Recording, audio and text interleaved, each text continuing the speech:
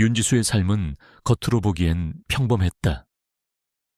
서울 홍익대학교 디자인학부를 졸업한 그녀는 재능 있는 젊은 디자이너였다. 그녀의 손끝에서 탄생하는 스케치들은 섬세하면서도 독특한 감성을 담고 있었고, 색감과 소재를 다루는 감각은 탁월했다. 하지만 그녀의 성격은 재능과는 정반대였다. 낯을 가리고 말수가 적었으며 스스로에 대한 확신이 부족했다. 특히 그녀는 자신의 소박한 출신, 성분에 대해 깊은 열등감을 가지고 있었다. 성공하고 싶었지만 그녀의 내면은 늘 불안하고 위축되어 있었다. 지수는 서울 강남의 한 중견 패션 회사에서 핸드백과 액세서리 디자이너로 일하고 있었다. 그곳에서 그녀는 매일같이 자신감 없는 태도와 소심한 성격 때문에 힘든 시간을 보냈다. 특히 박민주 팀장은 그녀의 가장 큰 장애물이었다. 박 팀장은 늘 최신 명품으로 치장하고 다녔으며 겉모습과 사회적 지위에 대한 집착이 강했다. 그녀는 자신의 아래에 있는 사람들을 무시하고 깎아내리는 것을 즐기는 듯했다. 지수는 박 팀장의 눈밖에 나지 않기 위해 늘 조용히, 묵묵히 자신의 일을 처리하려 애썼다. 그녀는 중요한 프로젝트에서 배제되기 일쑤였고 주로 자료 정리나 잡무 같은 허들의 일을 도맡아 했다. 박 팀장의 날카로운 시선과 비아냥거리는 말들은 지수의 어깨를 더욱 움츠러들게 했다. 지수는 늘 박 팀장과의 대립을 피하려 했고 눈에 띄지 않는 그림자처럼 회사 생활을 했다. 지수의 아버지 윤진우는 전주 한옥마을 근처에서 조용히 살고 있는 전통 가죽 공예 장인이었다. 그는 화려한 명성이나 부를 얻지 못했지만 수십 년간 오직 가죽만을 만지며 살아온 진정한 예술가였다. 그의 손은 거칠고 투박했지만 그 손에서 탄생하는 가죽 제품들은 섬세하고 견고했으며 깊은 영혼이 깃들어 있었다. 아버지는 딸 지수가 디자인에 재능이 있다는 것을 일찍이 알아보고 늘 그녀의 꿈을 지지하고 응원해 주었다. 지수야, 네 손에는 세상을 아름답게 만들 재능이 있단다.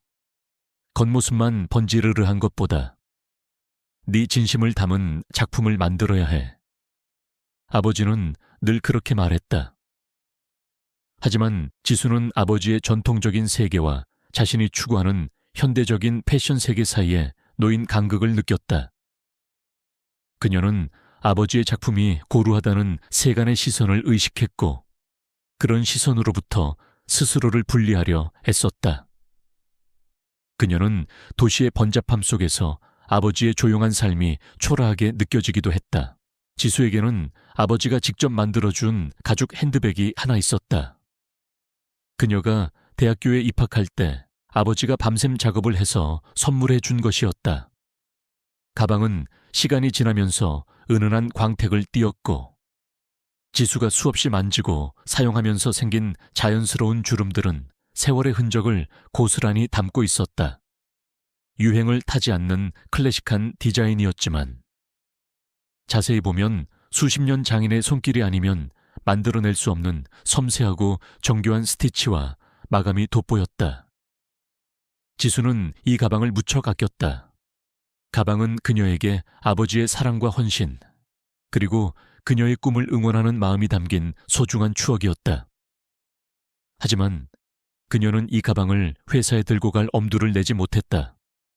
동료들이나 박 팀장이 촌스럽다. 유행에 뒤떨어진다고 비웃을까봐 두려웠기 때문이었다.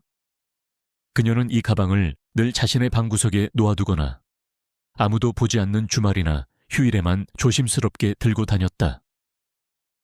그녀의 마음속에는 아버지에 대한 사랑과 함께 자신의 소박한 배경에 대한 깊은 부끄러움이 공존하고 있었다. 지수는 비록 스스로에게 자신감이 없고 소심했지만 그녀의 내면에는 따뜻한 심성과 가치를 알아보는 눈이 있었다. 어느 주말, 그녀는 서울의 한 오래된 동네를 걷다가 폐업 정리를 하는 낡은 가죽 공방을 발견했다. 겉보기에는 허름했지만 가게 안에는 질 좋은 가죽 조각들과 오래된 공구들이 널려 있었다. 가게 주인은 싼값에 모든 것을 처분하려 하고 있었다. 대부분의 가죽 조각들은 작은 흠집이 있거나 모양이 틀어진 것들이었다. 하지만 지수의 눈에는 그것들이 단순한 폐기물이 아니라 잘만 활용하면 새로운 가치를 만들어낼 수 있는 보물로 보였다. 그녀는 주머니 사정이 넉넉지 않았지만 한참을 망설인 끝에 자신의 용돈을 털어 흠집난 가죽 조각들을 몇 개 구매했다. 집에 돌아온 지수는 그 가죽 조각들을 버리지 않고 작은 열쇠고리나 카드 지갑 같은 아기자기한 소품으로 재탄생시켰다. 그리고 그것들을 회사에서 자신에게 친절했던 인턴이나 다른 부서의 어린 직원들에게 선물했다. 별거 아니지만 작게나마 도움이 되었으면 좋겠어요. 그녀는 선물을 건네며 수줍게 웃었다. 선물을 받은 직원들은 예상치 못한 지수의 따뜻한 마음에 감동했고 작지만 정성스러운 선물을 보며 그녀의 숨겨진 재능을 어렴풋이 느꼈다. 이 작은 행동은 지수가 겉으로는 소심해 보일지라도 내면에는 타인을 배려하고 사소한 것에서 가치를 발견할 줄 아는 선한 심성을 가지고 있음을 보여주는 단적인 예였다. 지수가 가장 아끼는 아버지의 핸드백 안쪽에는 숨겨진 디테일이 있었다. 내부 안감과 가죽 사이에 아주 정교하게 조각된 휘감기는 용 문양이 새겨져 있었다. 겉에서는 보이지 않지만 손으로 만져보면 느껴지는 입체적인 문양이었다. 이는 윤진우 장인 가문의 전통적인 상징이자 그의 작품에 대한 자부심을 나타내는 비밀스러운 표식이었다. 이 문양은 단순한 장식이 아니었다. 용은 예로부터 지혜와 강인함, 그리고 번영을 상징했다. 이 문양은 윤진우 장인이 자신의 딸에게 전해주고 싶었던 겉으로 드러나지 않는 내면의 힘과 끊임없이 노력하는 장인 정신을 의미했다. 지수는 이 문양의 의미를 정확히 알지는 못했지만 아버지가 특별히 자신을 위해 새겨 넣었다는 사실을 알고 소중히 여겼다. 이 문양은 그녀의 잠재된 재능과 강인한 의지를 암시하는 중요한 단서였다. 그리고 며칠 전 지수는 아버지 집에서 우연히 한 통의 봉투를 발견했다. 고급스러운 용지를 사용한 국제항공 우편 봉투였다. 발신지는 프랑스 파리에 위치한 유네스코 산하의 세계 전통 공예보존 협회이었다. 봉투 안에는 영어로 쓰인 초청장이 들어있었다. 내용은 윤진우 장인을 아시아 전통 가죽공예의 명장으로 선정하고 파리에서 열리는 국제공예 박람회에 그의 작품을 전시하고 강연을 해달라는 내용이었다. 이는 전 세계적으로 인정받을 수 있는 엄청난 기회였다. 하지만 봉투는 뜯겨 있었지만 아버지는 그 초청장을 대수롭지 않게 여기는 듯했다.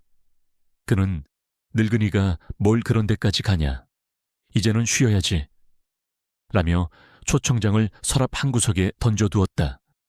그는 자신의 명성이나 부에 관심이 없었고 오직 가죽공예 자체만을 사랑하는 사람이었다. 지수는 그 초청장을 보며 잠시 놀랐지만 아버지의 무심한 반응에 별다른 의미를 두지 않았다. 그녀는 아버지의 예술 세계가 자신의 삶과는 무관하다고 생각했다. 하지만 이 초청장은 아버지의 숨겨진 위대함을 암시하는 동시에 앞으로 펼쳐질 극적인 전개와의 중요한 복선이 될 것이었다. 지수의 삶은 겉보기에는 고요했지만 그 고요함 아래에는 언제 터질지 모르는 폭풍이 잠자고 있었다. 그녀는 자신이 품고 있는 재능과 아버지의 위대함을 알지 못한 채 성공을 향한 막연한 갈망과 소박한 출신에 대한 수치심 속에서 위태로운 균형을 유지하고 있었다. 그녀의 삶은 조만간 닥쳐올 거대한 파도에 의해 송두리째 흔들릴 운명이었다. 박민주 팀장의 비아냥거리는 웃음소리가 아직도 귓게 맴도는 듯했다. 윤지수는 그날 밤 아버지의 가방을 품에 안고 한참을 울었다. 가방의 부드러운 가죽에서 아버지의 따뜻한 손길이 느껴지는 듯했지만 동시에 자신을 옥죄는 현실의 무게가 더욱 크게 다가왔다. 그녀는 자신의 재능이 박 팀장의 차가운 시선과 사회의 냉정한 현실 앞에서 아무런 힘도 발휘하지 못하는 것 같아 절망스러웠다. 며칠 후 회사는 떠들썩했다. 모두가 학수고대하던 공지가 사내 게시판에 올라왔다. 파리오트 쿠티르 주간을 겨냥한 글로벌 컬렉션 프로젝트의 시작을 알리는 공지였다. 국내 유명 디자이너들과 협업하여 서울 패션 위크에서 선보일 새로운 하이엔드 핸드백 컬렉션을 기획하는 프로젝트였다. 이 프로젝트의 총괄 디자이너로 선정되는 사람은 막대한 인센티브와 함께 해외 유명 패션 스쿨 단기 연수 기회, 그리고 패션계에서 이름을 알릴 절호의 기회를 얻게 될 것이었다. 지수의 심장이 다시금 뛰기 시작했다. 그녀에게는 꿈과 같았던 기회였다. 회사 내 모든 디자이너들은 이 프로젝트에 사활을 걸었다. 치열한 경쟁이 시작되었다. 지수 역시 밤낮으로 아이디어를 스케치하고 샘플을 만들었다. 그녀의 머릿속에는 전통적인 아름다움과 현대적인 감각을 결합한 독창적인 디자인들이 끊임없이 떠올랐다. 그녀는 이번 기회에 자신의 모든 것을 걸고 싶었다. 하지만 박민주 팀장은 지수를 가만두지 않았다. 박 팀장은 지수에게 의도적으로 프로젝트와 무관한 잡무를 잔뜩 안겨주었다. 지수 씨, 이 자료들 오늘까지 다 정리해서 저한테 주세요. 그리고 이번 주말까지 새로 출시될 제품들의 포장, 디자인 시안 100개 만들어 오세요. 글로벌 컬렉션에 신경 쓸 시간 없을 거예요, 하하. 박 팀장은 비웃으며 지수를 노골적으로 따돌렸다. 그녀는 지수가 재능은 있지만 자신감 없는 성격 때문에 쉽게 무너질 것이라고 확신했다. 또한 박 팀장은 사내에 윤지수 씨는 낡고 고루한 디자인밖에 못한다. 트렌드를 전혀 읽지 못한다는 식의 악의적인 소문을 퍼뜨리며 지수의 이미지를 실추시키려 애썼다. 동료들 사이에서 지수에 대한 의심과 편견의 시선이 늘어났다. 지수는 홀로 외로운 싸움을 이어가야 했다. 그러던 어느 날 중요한 바이어 미팅이 잡혔다. 해외 유명 백화점 체인의 구매 담당자들이 직접 방문하여 회사의 신제품 라인업을 검토하는 자리였다. 박 팀장은 지수에게 이번 미팅에 필요한 특별한 가죽 샘플들을 모두 챙겨오라고 지시했다. 샘플들은 부피가 컸고 회사에서 제공하는 평범한 서류 가방으로는 모두 담을 수 없었다. 지수는 잠시 망설였다. 평소 같으면 절대 회사에 들고 오지 않았을 그 가방을 꺼내야 했다. 그녀의 낡고 큰 아버지의 가방만이 모든 샘플을 한 번에 담을 수 있었다. 마지못해 지수는 아버지의 가방을 들고 출근했다. 가방은 그녀에게 아버지의 사랑이자 동시에 자신의 감추고 싶은 초라한 현실을 상징하는 존재였다. 그녀는 가방을 들고 나서는 내내 불안감에 휩싸였다. 회사 로비에 들어서자마자 지수의 불안감은 현실이 되었다. 화려한 옷차림의 박 팀장이 로비 한가운데서 휴대전화로 통화를 하고 있었다. 그녀의 옆에는 명품 브랜드의 최신 컬렉션 가방이 놓여 있었다. 박 팀장은 누군가에게 자신의 새로 산 명품 가방을 자랑하고 있는 듯했다. 어머, 이 가방이요. 이거 이번에 나온 한정판이잖아요. 구하기 진짜 힘들었는데. 역시 제가 들면 더 빛나는 것 같죠.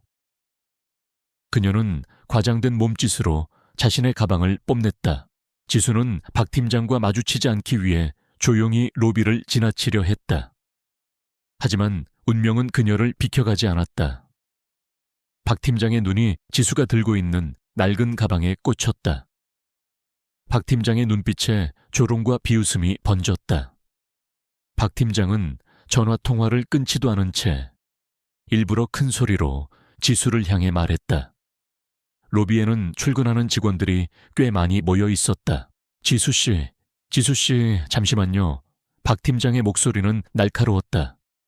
지수는 멈칫하며 돌아섰다. 그녀의 심장이 발 뒤꿈치까지 내려앉는 듯했다. 지수씨, 그 가방은 뭐예요? 요즘 그런 스타일도 나와요. 짝퉁도 좀 그럴듯한 걸 들고 다녀야지. 너무 티나는 거 아니에요. 누가 보면 우리 회사 디자이너가 저런 낡은 가방이나 들고 다니는 줄 알겠어요. 하하하. 박 팀장은 통화 중이던 상대방에게까지 들으라는 듯 비웃음을 참지 못하고 낄낄거렸다.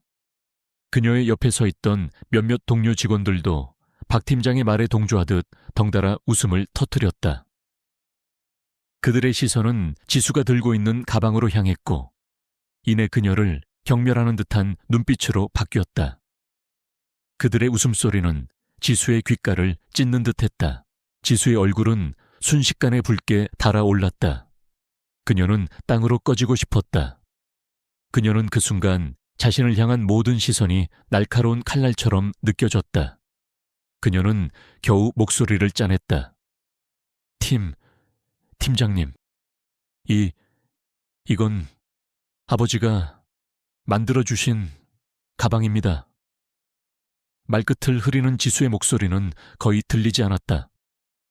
박 팀장은 더욱 크게 비웃었다. 아버지가 만들었다고요. 그럼 더 문제네요. 지금 시대에 누가 저런 촌스러운 가방을 들고 다닌다고. 어휴. 그러니 지수 씨 디자인이 맨날 고리타분하다는 소리를 듣는 거예요. 명품이 왜 명품인 줄 알아요. 가치와 품격 때문이에요. 이런 짝퉁 가방이나 들고 다니면서 뭘 배울 수 있겠어요. 박 팀장의 말은 비수처럼 지수의 심장을 꿰뚫었다. 지수는 더 이상 아무 말도 할 수 없었다. 그녀는 그 자리에서 돌처럼 굳어버렸다. 그녀는 고개를 푹 숙인 채 아버지의 가방을 더욱 꽉 움켜쥐었다. 손끝이 하얗게 질릴 정도로. 그녀의 눈에서는 뜨거운 눈물이 왈칵 쏟아져 내릴 것 같았지만 간신히 참아냈다. 그녀는 그 자리를 벗어나고 싶었지만 발이 땅에 붙어버린 듯 움직일 수 없었다. 로비의 모든 시선이 그녀에게 꽂혀 있었다. 그 순간 지수는 깨달았다. 그녀는 더 이상 숨을 곳이 없었다. 소심하게 회피하며 살아왔던 그녀의 삶은 박 팀장의 공개적인 모욕으로 인해 산산조각 났다. 그녀는 더 이상 평범한 일상으로 돌아갈 수 없었다. 이 치욕적인 순간은 그녀의 삶에 거대한 폭풍을 몰고 올 촉매제가 되었다. 그녀는 이 상황을 피할 수 없었다. 도망치거나 숨는 대신 정면으로 맞서 싸워야 한다는 것을 본능적으로 깨달았다. 자신의 명예뿐만 아니라 자신을 위해 평생을 바친 아버지의 명예까지도 걸려 있었다. 그녀는 이제 짝퉁이라는 낙인이 찍힌 이 가방과 함께 세상의 편견에 맞서 자신의 진정한 가치를 증명해야 하는 운명에 처했다. 그날 이후 윤지수의 삶은 결코 예전과 같지 않을 것이었다. 박민주 팀장의 조롱이 휩쓸고 간 로비는 싸늘한 침묵에 잠겼다. 윤지수는 그 자리에서 움직일 수 없었다. 그녀의 심장은 마치 깨진 유리 조각처럼 산산이 부서지는 듯했다. 손에 든 아버지의 가방은 이제 그녀에게 자랑이 아닌 주홍글씨처럼 느껴졌다. 지수는 더 이상 숨을 곳이 없다는 것을 깨달았다. 이대로 무너질 수는 없었다. 아버지의 명예, 그리고 자신의 모든 것을 걸고 싸워야 했다. 그날 이후 지수는 변했다. 소심했던 그녀의 눈빛에는 전에 없던 강한 불꽃이 타올랐다. 그녀는 글로벌 컬렉션 프로젝트에 모든 것을 쏟아붓기로 결심했다. 밤샘 작업을 하며 아이디어를 스케치하고 가죽 샘플들을 만져보며 새로운 디자인을 구상했다. 그녀는 아버지의 가방에 새겨진 휘감기는 용 문양들을 떠올렸다. 전통적인 아름다움과 현대적인 실용성을 결합하는 것. 그것이 그녀의 목표였다. 그녀는 단순히 예쁜 가방이 아닌 이야기가 담기고 영혼이 깃든 가방을 만들고 싶었다. 하지만 박민주 팀장은 지수를 가만두지 않았다. 그녀는 지수가 프로젝트에 몰두하는 것을 눈치채고 더욱 악랄하게 방해하기 시작했다. 지수 씨, 이번 주말까지 이 서류들 다 영문으로 번역해서 올려요. 다음 주부터는 제가 맡은 VIP 고객들 의전까지 전부 지수 씨가 담당해요. 글로벌 컬렉션 하하. 그런 건 제가 알아서 할 테니 신경 끄세요. 박 팀장은 대놓고 지수를 배제하려 했다. 그녀는 지수의 책상 위에 산더미 같은 서류를 던져놓으며 비웃었다. 박 팀장은 지수의 작업 공간을 엉망으로 만들기도 했고, 심지어 지수가 밤새워 그린 스케치들을 몰래 훔쳐가거나 훼손하는 일도 서슴지 않았다. 지수는 속으로 이를 갈았지만 묵묵히 모든 일을 견뎌냈다. 그녀는 박 팀장의 방해에도 불구하고 퇴근 후나 주말의 모든 시간을 프로젝트에 쏟아부었다. 드디어 글로벌 컬렉션 프로젝트의 1차 아이디어 평가 회의 날이 다가왔다. 이 회의는 각 디자이너가 자신의 컨셉과 초기 스케치, 그리고 작은 모형을 선보이는 자리였다. 회의에는 디자인팀 전체와 더불어 이상훈 상무가 참석했다. 이상훈 상무는 박 팀장과는 달리 실력과 공정함을 중요하게 여기는 인물이었다. 그는 날카로운 통찰력을 가지고 있었고, 항상 모든 직원들에게 공평한 기회를 주려 노력했다.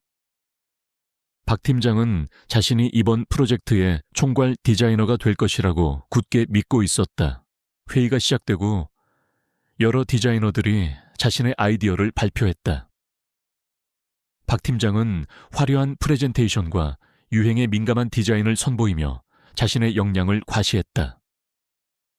그녀의 디자인은 겉으로는 매우 세련되고 현대적이었지만 깊이나 독창성은 부족했다.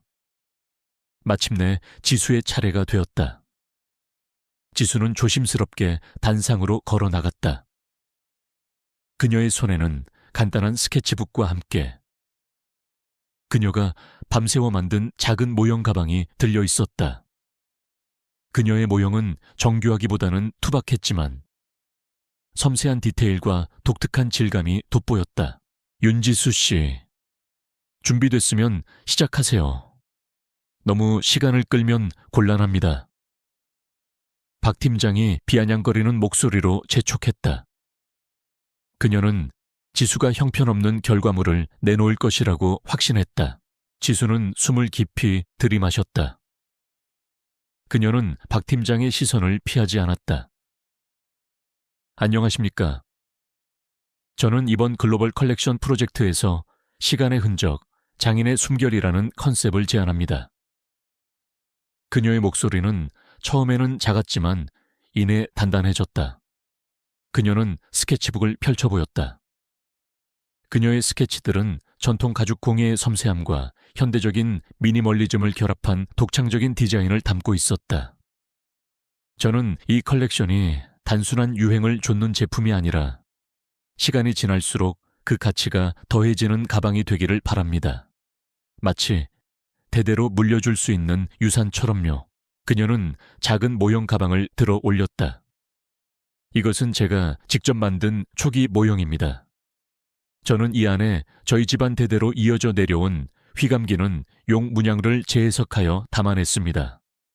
이 문양은 겉으로 드러나지 않는 가치, 내면의 강인함과 시간이 지나도 변치 않는 아름다움을 상징합니다. 지수는 모형 가방의 특정 부분을 눌러 작은 서랍처럼 열리는 숨겨진 공간을 보여주었다. 그 안에는 용 문양이 새겨진 작은 금속 장식이 정교하게 박혀 있었다. 겉으로는 단순해 보이지만 이 가방은 사용자만이 알 수 있는 비밀스러운 디테일을 담고 있습니다. 이는 진정한 가치는 겉모습만이 아님을 보여줍니다. 그녀의 발표는 차분했지만 깊은 울림이 있었다. 박 팀장은 지수의 발표를 듣는 내내 얼굴이 굳어갔다. 특히 지수가 자신의 가방에서 영감을 받은 듯한 디자인과 휘감기는 용 문양을 언급하자 박 팀장의 미간은 더욱 찌푸려졌다. 지수 씨, 정말 대단하시네요. 박 팀장이 비웃음 섞인 어조로 말했다. 여전히 그 짝퉁 가방에서 영감을 받으셨나 봐요 하긴. 장인 정신이요. 요즘 누가 그런 고리타분한 소리에 관심을 갖겠어요. 고객들은 오직 진짜 명품만 원한다고요. 당신 같은 흙수저가 뭘 안다고 이런 진부한 디자인을 내놓는지. 하하. 박 팀장은 지수의 출신 성분을 들먹이며 노골적으로 비난했다. 그녀는 지수의 모형을 경멸하듯 바라보며 손으로 툭 쳤다. 모형은 박 팀장의 손길에 휘청거렸지만 지수가 급히 붙잡아 떨어지지 않았다. 게다가 이 모형, 너무 아마추어 같은데요. 겉모습만 번지르르한 게 아니라고요. 그럼 대체 뭐가 다르다는 거죠? 그 순간 회의실 안은 정적에 휩싸였다. 모두가 박 팀장의 무례함에 놀랐지만 감히 끼어들지 못했다. 지수의 얼굴은 다시금 붉어졌지만 그녀의 눈빛은 흔들리지 않았다. 그녀는 아버지의 가방을 들고 나섰던 그날의 수치심을 떠올렸다.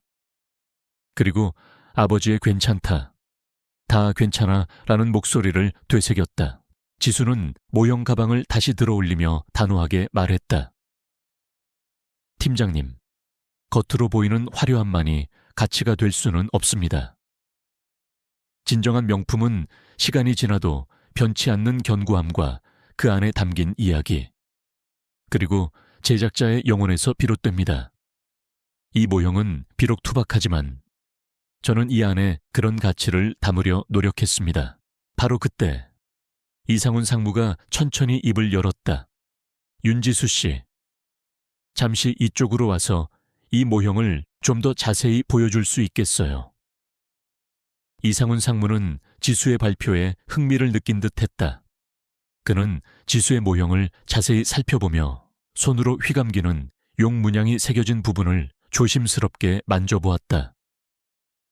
그의 눈빛에는 호기심과 함께 깊은 통찰력이 담겨 있었다.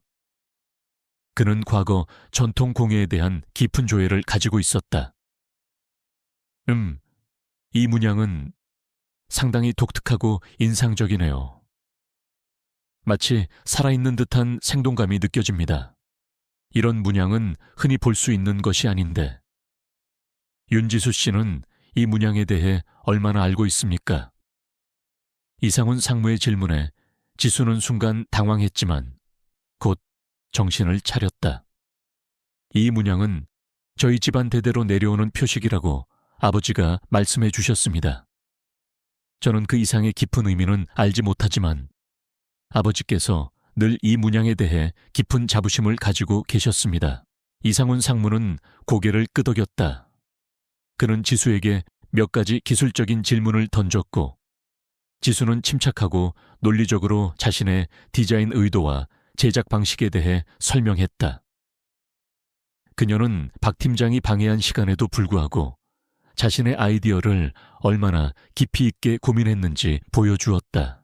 이상훈 상무는 만족스러운 표정으로 모형을 내려놓으며 말했다. 윤지수 씨, 저는 당신의 디자인에서 진정성을 보았습니다. 단순히 유행을 좇는 것이 아닌 당신만의 철학과 이야기가 담겨 있군요.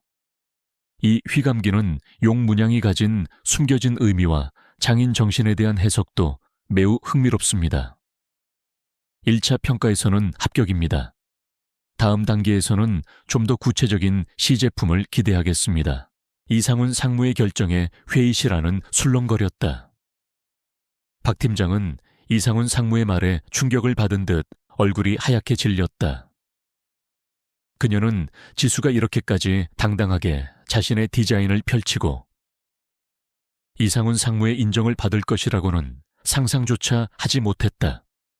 그녀의 눈에는 질투와 함께 깊은 분노가 타올랐다.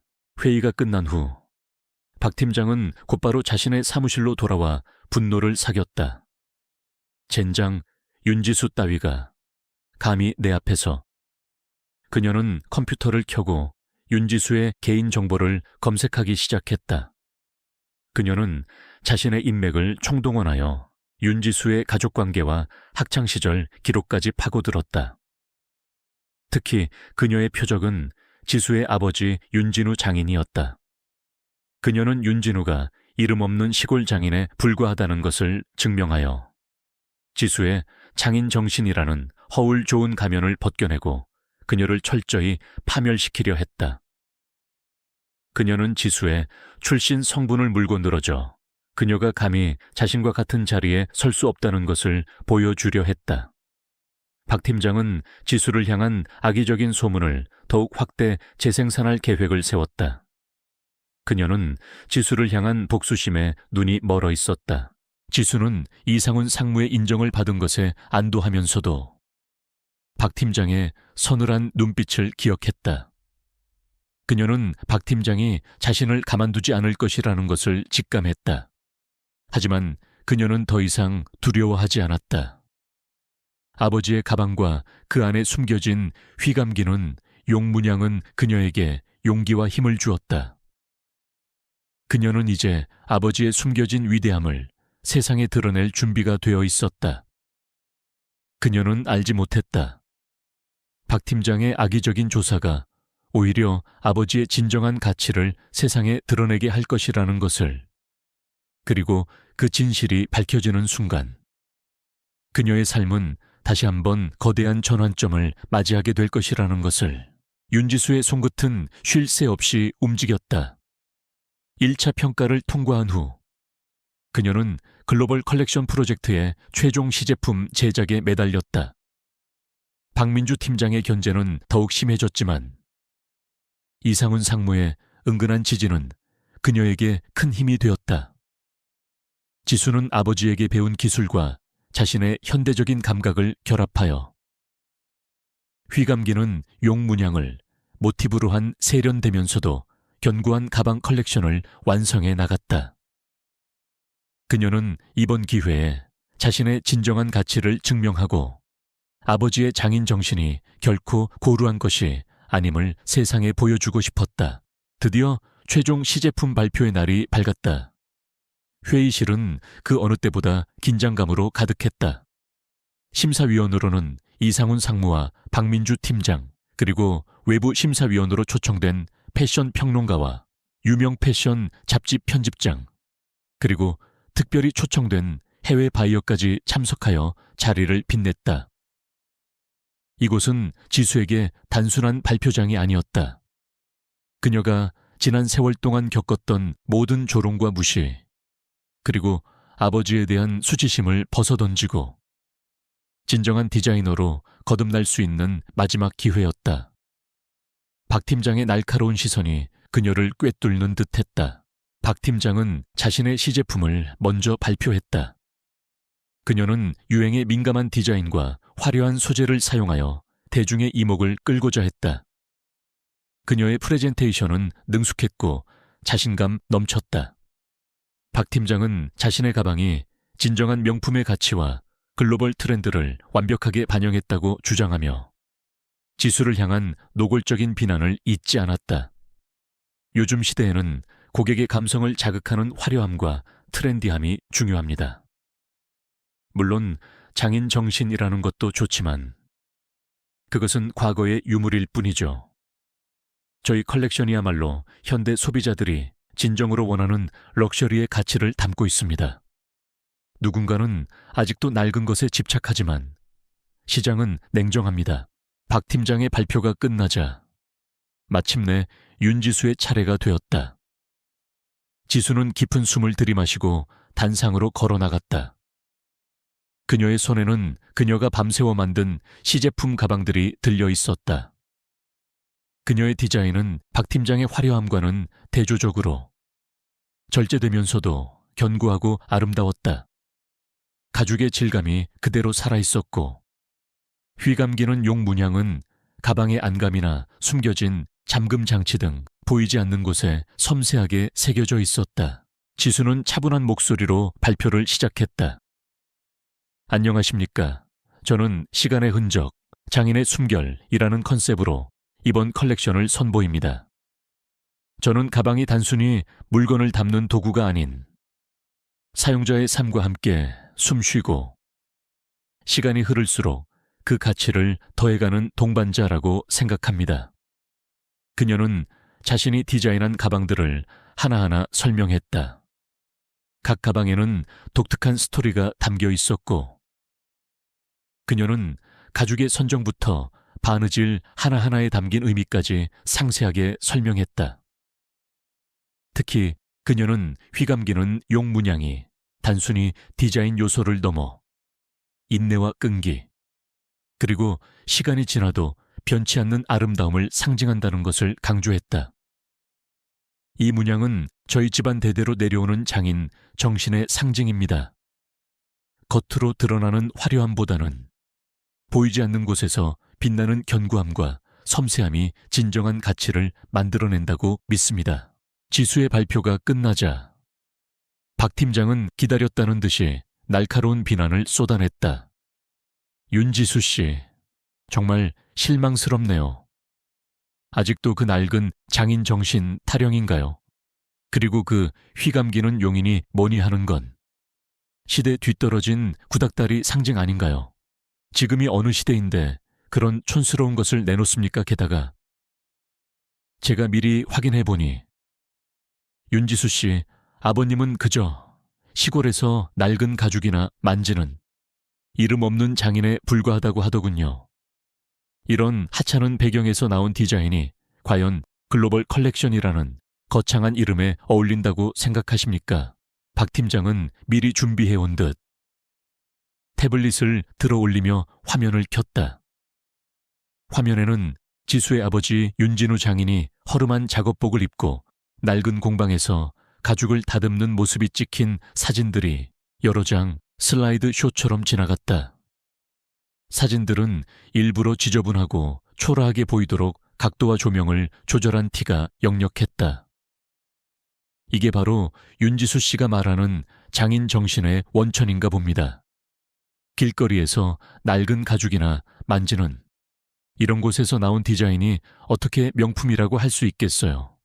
저는 이런 디자인으로 우리 회사의 명예를 더럽힐 수는 없습니다. 박 팀장의 목소리는 회의실에 날카롭게 울려 퍼졌다. 그녀는 지수의 아버지를 직접적으로 모욕하며 그녀를 완벽하게 무너뜨리려 했다. 회의실 안은 순식간에 술렁거렸다. 심사위원들과 바이어들의 시선이 지수를 향했다. 그들의 눈에는 의심과 함께 알 수 없는 경멸의 그림자가 스쳐 지나갔다.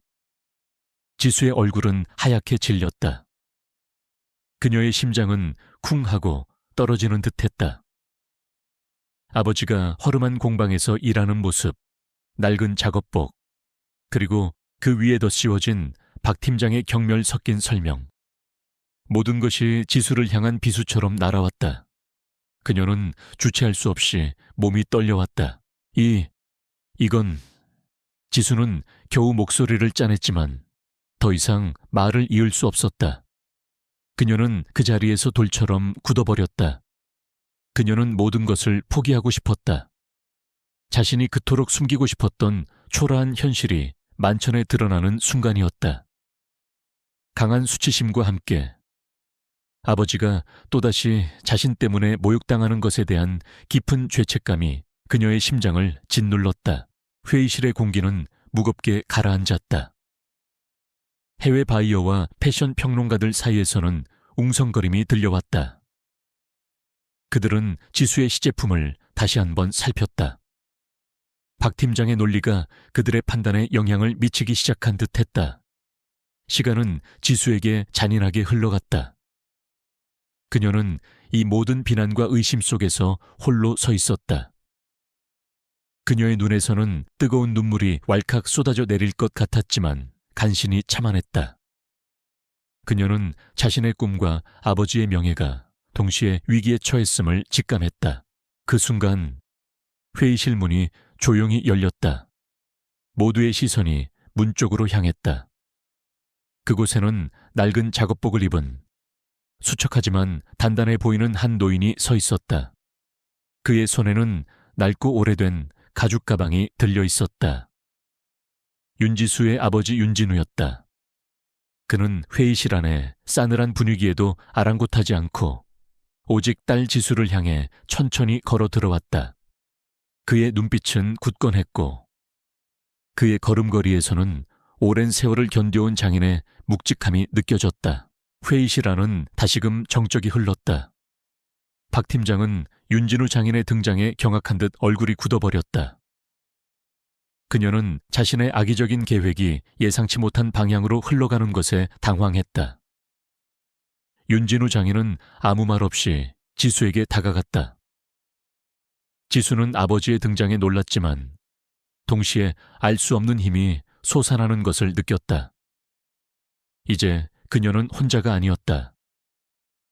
아버지의 굳건한 존재감이 그녀의 어깨를 감쌌다. 윤진우 장인은 지수의 곁에 섰다. 그는 딸의 시제품 가방을 찬찬히 살펴보았다. 그리고 자신의 낡은 가방을 내려놓았다. 그는 이 모든 상황을 목격했지만 어떤 비난도 하지 않았다. 그저 묵묵히 딸의 곁을 지킬 뿐이었다. 지수는 아버지의 손을 잡았다. 그녀의 눈빛은 더 이상 흔들리지 않았다.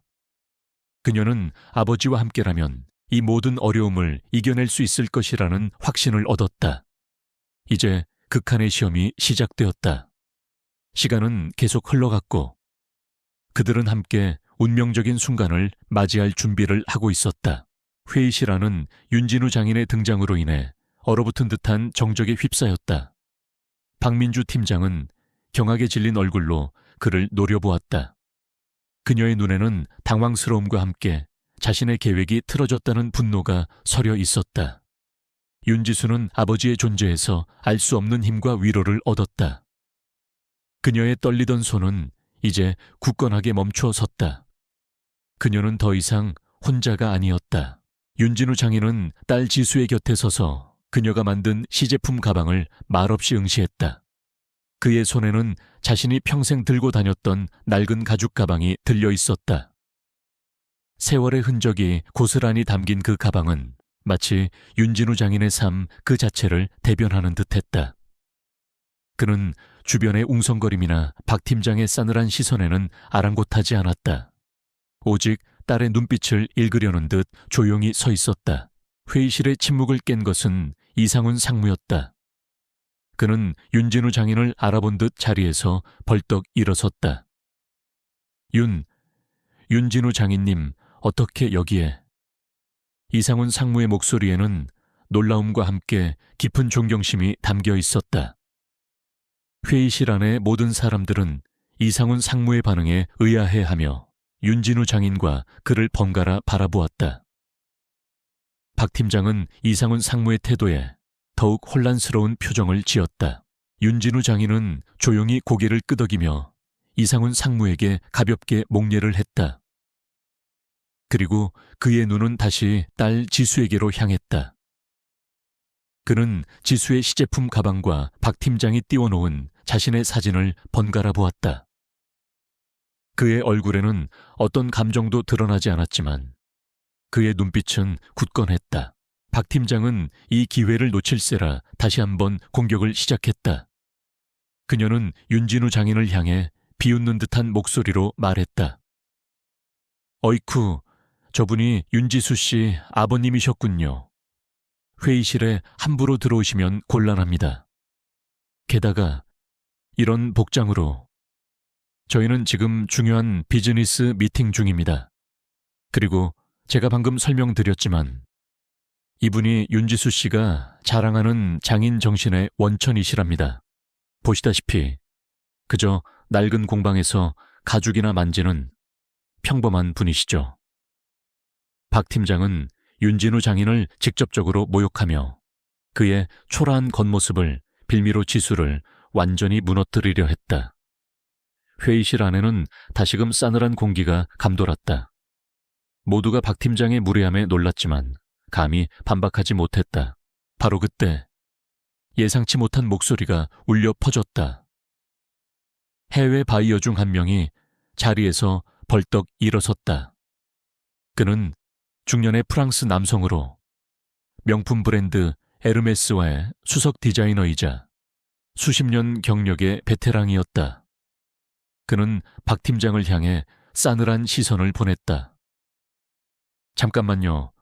당신은 지금 이분이 누구인지 알고 말씀하시는 겁니까? 저분은 전 세계 가죽 공예계의 살아있는 전설이자 가죽의 마법사로 불리는 윤진우 장인이십니다. 어째서 이런 곳에서 이런 모욕을 당하고 계신 겁니까? 그의 말에 회의실은 충격과 경악으로 술렁거렸다. 박 팀장은 얼굴이 하얗게 질렸다. 그녀는 자신의 귀를 의심했다. 윤진우 장인이 가죽의 마법사라고, 전 세계 가죽 공예계에 살아있는 전설. 그녀는 믿을 수 없다는 표정으로 윤진우 장인을 바라보았다.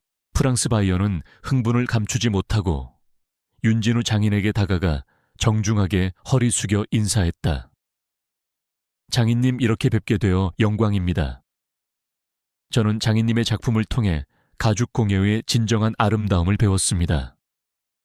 특히 장인님의 휘감기는 용문양 기법은 전 세계 어디에서도 찾아볼 수 없는 독보적인 기술입니다. 저는 몇 년 전 장인님을 직접 찾아뵙고자 전주까지 갔었지만 아쉽게도 뵙지 못했습니다. 그런데 오늘 이곳에서 장인님을 뵙게 될 줄이야. 정말 영광입니다. 그는 윤진우 장인의 굳은 살 박힌 손을 조심스럽게 잡고 감격스러운 표정을 지었다. 그의 옆에 있던 다른 해외 바이어들과 패션 평론가들 역시 윤진우 장인의 이름에 깜짝 놀라며 그에게 다가가 인사를 건넸다. 그들은 모두 윤진우 장인의 명성과 실력을 이미 알고 있었던 것이다. 그들은 박 팀장이 보여준 초라한 사진들과는 전혀 다른 진정한 거장을 마주하고 있었다. 이상훈 상무는 프랑스 바이어의 말에 고개를 끄덕이며 설명했다. 윤진우 장인님께서는 오래전부터 저희 회사에 고문 자리를 제안받으셨지만 세상의 명성보다는 오직 작품 활동에만 전념하시고 싶다며 고사하셨습니다. 얼마 전에는 유네스코 산하 세계 전통 공예보존 협회로부터 명장 칭호와 함께 국제 박람회 초청까지 받으셨지만 이 역시 조용히 거절하셨습니다. 장인님은 그야말로 한국 가죽 공예계의 살아있는 역사이자 정신이십니다. 그 순간 회의실은 경외심으로 가득 찼다. 박 팀장은 얼굴이 불그락푸르락하며 아무 말도 하지 못했다. 그녀는 자신이 얼마나 어리석고 무지한 짓을 저질렀는지 깨달았다. 자신이 촌스럽다. 짝퉁이라고 비웃었던 가방의 디자이너이자 지수의 아버지인 윤진우 장인이 전 세계가 인정하는 거장이었던 것이다. 그녀의 비난은 순식간에 그녀 자신을 향한 조롱으로 되돌아왔다. 윤진우 장인은 모든 시선이 자신에게 집중된 상황에서도 흐트러짐 없이 침착했다. 그는 딸 지수의 시제품 가방을 다시 한번 찬찬히 살폈다. 그리고 지수에게 온화한 미소를 지었다. 그의 미소는 지수에게 큰 위로와 용기를 주었다. 그는 갑자기 자신의 낡은 가죽 가방을 들어 올렸다. 그리고 박 팀장이 비웃었던 휘감기는 용 문양이 새겨진 부분을 조용히 보여주었다. 박 팀장은 그 문양을 보자마자 얼굴이 더욱 창백해졌다. 윤진우 장인은 묵직한 목소리로 입을 열었다. 이 가방은 제가 20살 때 처음으로 제 손으로 직접 만든 가방입니다. 그리고 이 문양은 제가 수십 년간 제 모든 작품에 새겨 넣은 저만의 표식입니다. 저는 평생을 가죽과 함께 했습니다. 단 한 번도 가짜를 만들지 않았고 제 손끝으로 만들어내는 모든 작품에 제 모든 영혼을 담았습니다. 저에게 가방은 단순한 물건이 아닙니다. 사람의 삶과 함께 숨쉬고 시간이 흐를수록 더 깊은 의미를 더해가는 생명과도 같습니다. 그는 지수의 시제품 가방을 들어 올리며 말을 이었다. 그리고 이 가방은 제 딸 윤지수가 만든 것입니다. 제 딸은 저의 모든 기술과 정신을 물려받았습니다. 비록 아직 젊지만 그녀의 디자인에는 저의 철학과 영혼이 담겨 있습니다. 이 휘감기는 용 문양은 단순히 낡은 과거의 상징이 아닙니다. 그것은 끊임없이 변화하고 발전하며 새로운 시대를 향해 나아가는 생명력입니다. 제 딸은 이 문양을 통해 전통의 아름다움을 현대적으로 재해석했습니다. 그녀의 가방은 겉으로 드러나는 화려함이 아닌 그 안에 담긴 이야기와 진정성으로 빛날 것입니다.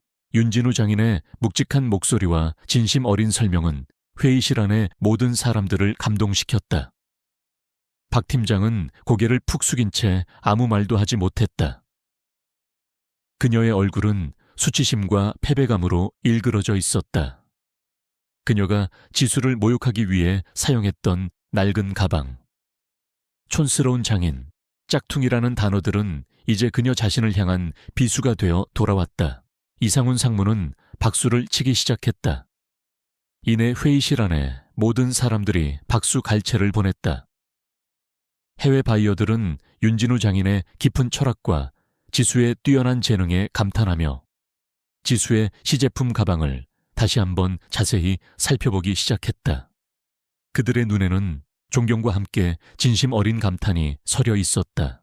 이날 윤지수는 단순한 프로젝트 우승을 넘어 자신의 인생에서 가장 중요한 승리를 거두었다. 그녀는 박 팀장의 악의적인 모함과 사회의 편견에 맞서 아버지의 명예와 자신의 진정한 가치를 증명해냈다.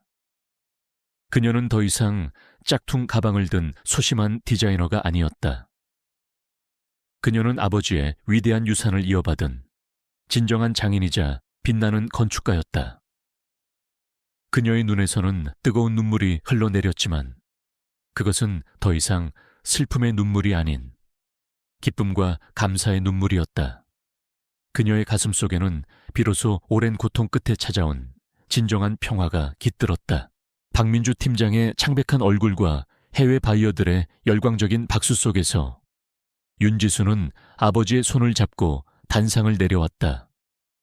그녀의 눈에서는 뜨거운 눈물이 흘러내렸지만 더 이상 수치심이나 슬픔 때문이 아니었다. 그것은 오랜 고통과 오해를 씻어낸 정화의 눈물이었고 아버지의 깊은 사랑을 비로소 온전히 깨달은 감격의 눈물이었다. 그녀의 마음속에는 비로소 오랜 고통 끝에 찾아온 진정한 평화가 깃들었다. 회의가 끝난 후 이상훈 상무는 윤진우 장인과 윤지수에게 다가왔다.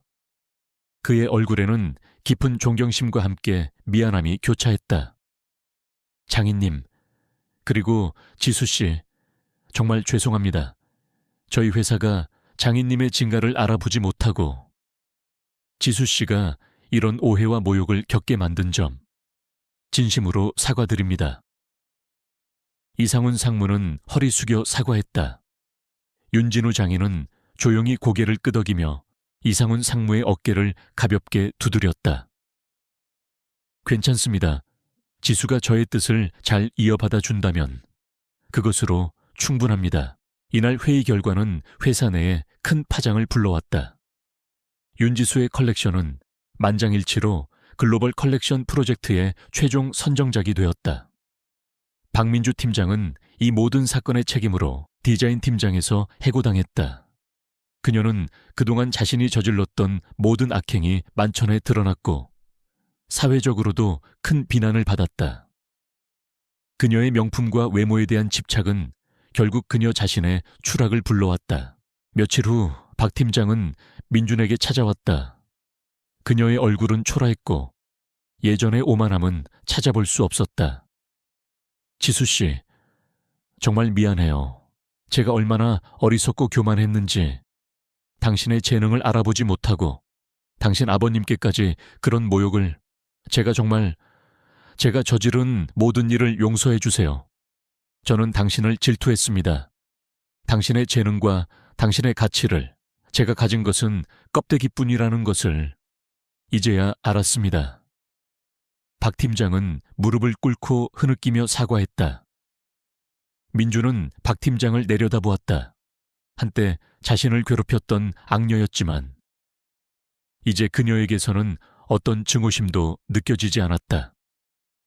그녀 역시 자신의 그림자에 갇혀 살아온 불쌍한 사람이었다. 팀장님, 괜찮습니다. 저는 이미 용서했습니다. 당신도 이제 당신만의 진정한 가치를 찾아 행복해지기를 바랍니다. 민준의 말에 박 팀장은 고개를 들었다. 그녀의 눈에는 눈물이 가득했지만 동시에 작은 희망의 불꽃이 피어나는 듯했다.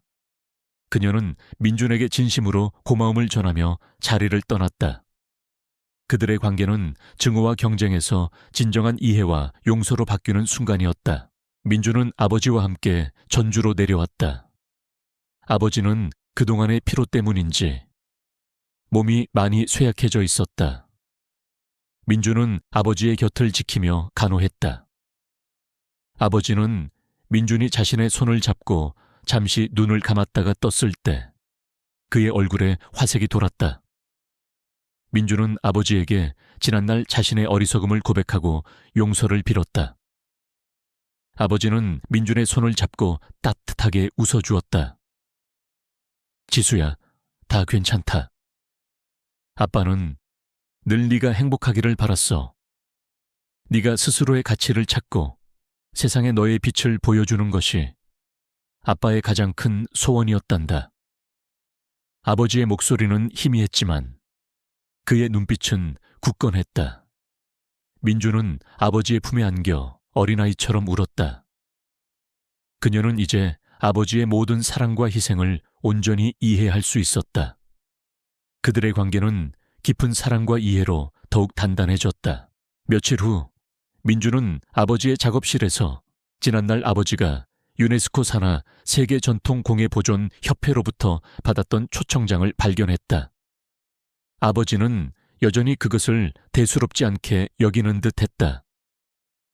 민준은 아버지의 허락을 받아 그 초청장에 답장을 보냈다. 그리고 며칠 뒤 협회로부터 긍정적인 회신이 왔다. 민준은 유학을 잠시 미루고 아버지와 함께 세계전통공예 박람회에 참가하기로 했다. 박람회는 파리에서 열렸다. 윤진우 장인은 자신의 작품들을 전시했고 민준은 그의 옆에서 조수 역할을 했다. 전 세계의 예술가와 평론가, 바이어들이 윤진우 장인의 작품에 열광했다. 그의 휘감기는 용문양 기법은 극찬을 받았고 그의 작품들은 높은 가격에 팔려나갔다. 민준은 아버지의 위대한 작품 세계에 다시 한번 감탄했다. 박람회 기간 중 민준은 이상훈 상무의 주선으로 해외 유명 패션 스쿨의 교수와 에르메스, 수석 디자이너를 만날 수 있었다. 그들은 민준의 재능과 그녀가 가진 장인 정신에 깊은 감명을 받았다. 윤지수 씨, 당신의 디자인에는 단순한 기술을 넘어선 영혼이 담겨 있습니다. 우리는 당신에게 파리 패션 스쿨의 특별 과정을 제안합니다. 당신은 분명 세계적인 디자이너가 될 것입니다. 그들은 민준에게 전액 장학금을 제안했다. 민준은 감격했지만 쉽게 결정을 내리지 못했다. 그녀의 마음속에는 아버지와 함께하는 삶이 더 소중하게 느껴졌다. 민준은 아버지를 바라보았다. 아버지는 따뜻한 미소로 그녀를 응원했다. 지수야, 너는 더 넓은 세상에서 너의 꿈을 펼쳐야 한다. 아빠는 여기서 너를 지켜볼게. 네가 어떤 선택을 하든 아빠는 늘 너를 자랑스러워할 거야. 아버지의 말에 민준은 눈물을 글썽였다. 그녀는 아버지의 희생이 헛되지 않도록 자신의 재능을 최대한 발휘해야겠다고 다짐했다. 그녀는 파리 패션 스쿨의 제안을 수락했다. 파리에서 돌아온 후 민준은 서울대학교 건축학과 동아리 모임에 참석했다. 그곳에서 그녀는 우연히 이준호와 김민주를 다시 만났다. 그들은 희망기도원 사건으로 상처받은 아이들을 돕는 재단 활동에 대해 이야기하고 있었다. 민주는 그들의 이야기에 깊이 공감했고 자신도 재단의 작은 힘이라도 보태고 싶다고 생각했다. 그녀는 자신이 가진 디자인 재능을 통해 상처받은 사람들에게 위로와 희망을 전하고 싶었다. 민주는 자신이 평생 들고 다녔던 아버지의 낡은 가죽 가방을 소중히 간직했다.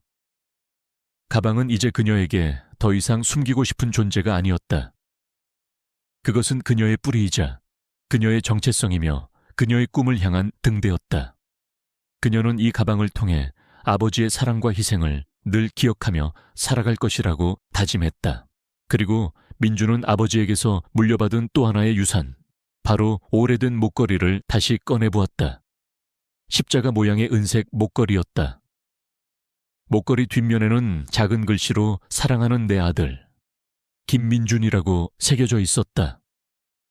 그녀는 이 목걸이가 왜 아들이라는 이름으로 새겨져 있는지 궁금했지만 아버지는 늘 이 질문에 침묵했다. 민주는 이 목걸이 속에 숨겨진 또 다른 비밀이 있을 것이라고 직감했다. 하지만 지금은 그 비밀을 알 때가 아니라는 것을 본능적으로 느끼고 있었다. 그녀는 그저 목걸이를 소중히 간직했다. 새로운 평화가 민준의 삶에 찾아왔다. 그녀는 더 이상 과거의 상처에 갇히지 않았다. 아버지의 사랑과 세상의 인정을 통해 그녀는 진정한 자신을 찾았다. 그녀는 이제 빛나는 미래를 향해 나아갈 준비가 되었다. 그녀의 삶은 고난을 이겨낸 아름다운 영혼의 부활이자 사랑과 희망이 끊임없이 피어나는 새로운 시작이었다. 김만식 장인의 죽음, 그리고 그가 남긴 숨겨진 사랑과 희생의 진실이 밝혀진 지 햇수로 벌써 5년이라는 시간이 흘렀다. 윤지수의 삶은 그 긴 겨울의 폭풍우를 이겨내고 만개한 꽃처럼 찬란하게 빛났다. 그녀의 손에 들린 낡은 가죽 수첩은 더 이상 과거의 고난을 상징하는 유물이 아니었다. 그것은 그녀가 걸어온 용감한 여정, 그리고 끊임없이 세상을 향해 뻗어나가는 그녀의 따뜻한 손길을 상징하는 빛나는 증표가 되었다. 그녀는 모든 그림자를 걷어내고 진정으로 자신이 원하는 삶을 살아가며 주변에 긍정적인 영향을 미치고 있었다.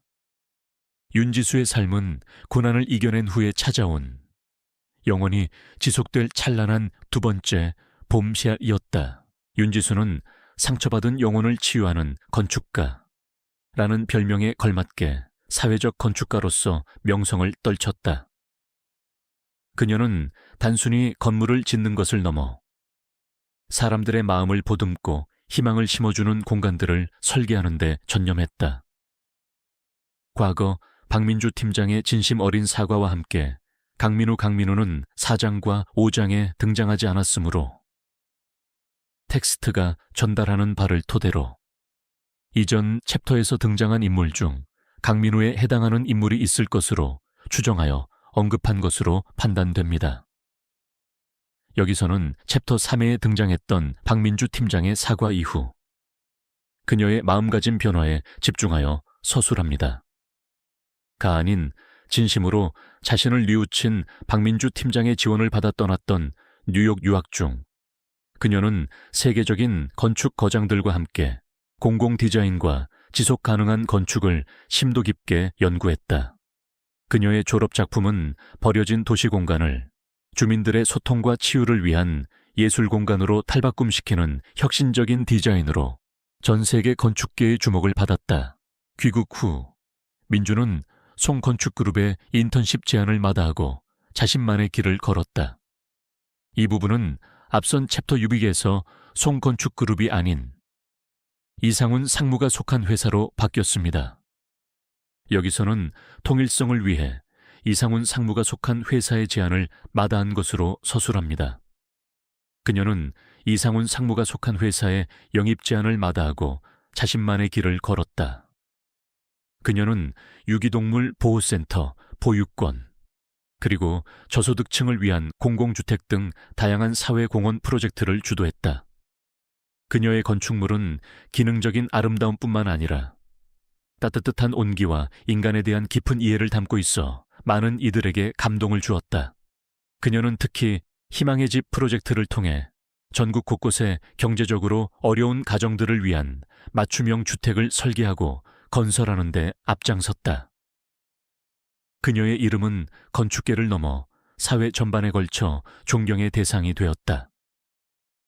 그녀의 건축 철학은 건물은 사람을 품고 공간은 희망을 짓는다 마치다 않다는 것이었다.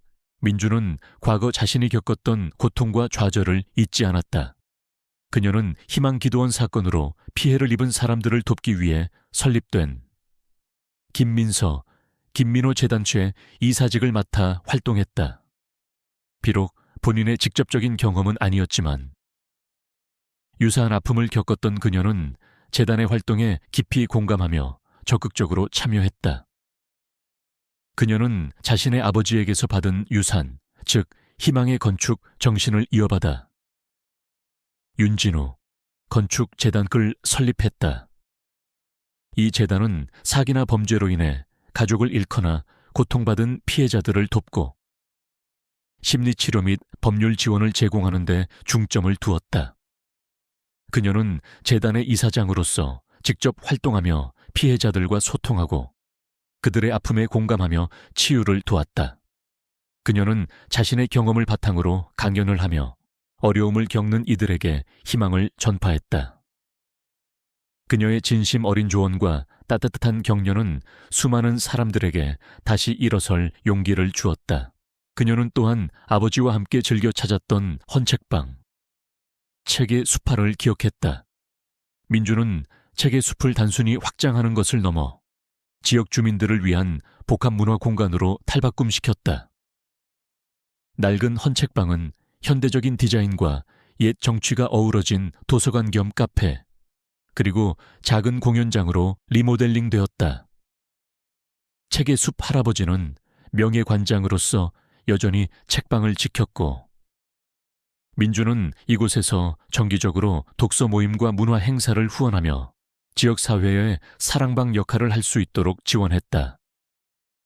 책의 숲은 이제 민준의 따뜻한 마음과 나눔의 정신을 상징하는 대표적인 공간이 되었다.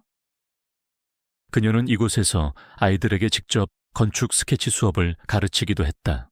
김민준은 이 부분은 앞선 챕터 6위에서 김민준이 서울대학교 건축학과 동아리 모임에서 이준호와 김민주를 다시 만났다는 내용이 있었기에 김민준이 아닌 윤지수와 김민주의 관계로 이어갑니다. 윤지수에게 가장 든든한 조력자이자 재단의 운영을 돕는 실무 책임자로 성장했다. 그녀는 이성호의 그림자에서 벗어나 자신의 삶을 주체적으로 살아가는 법을 배웠다. 민주는 윤지수와 함께 재단의 활동에 적극적으로 참여하며 피해자들의 아픔을 어루만지고 그들에게 실질적인 도움을 주었다. 그녀는 윤지수와 서로에게 깊은 신뢰와 존경을 보내는 진정한 가족이 되었다. 그들은 종종 민서와 민호의 이야기를 나누며 그들을 향한 그리움을 공유하고 함께 미래를 그려나갔다.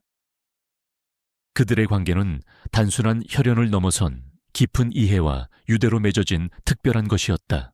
이성호와 최원주는 이 부분은 이전 챕터에서 등장하지 않은 인물들이므로 이야기에 직접적으로 언급되지 않는 선에서 그들이 그들의 죄에 대한 대가를 치르고 있다는 점을 암시하는 선에서만 마무리합니다. 대신 이들을 언급하는 대신 챕터 후에서 윤지수를 괴롭혔던 박민주 팀장의 변화와 재기, 그리고 윤지수와의 관계에 초점을 맞춰 서술합니다. 자신들의 죄에 대한 대가를 치르고 있었다. 박민주 팀장의 이야기는 이미 챕터 9에서 다루었으므로 여기서는 그녀가 긍정적인 방향으로 변화하여 재기하고 있음을 짧게 언급하며 마무리합니다.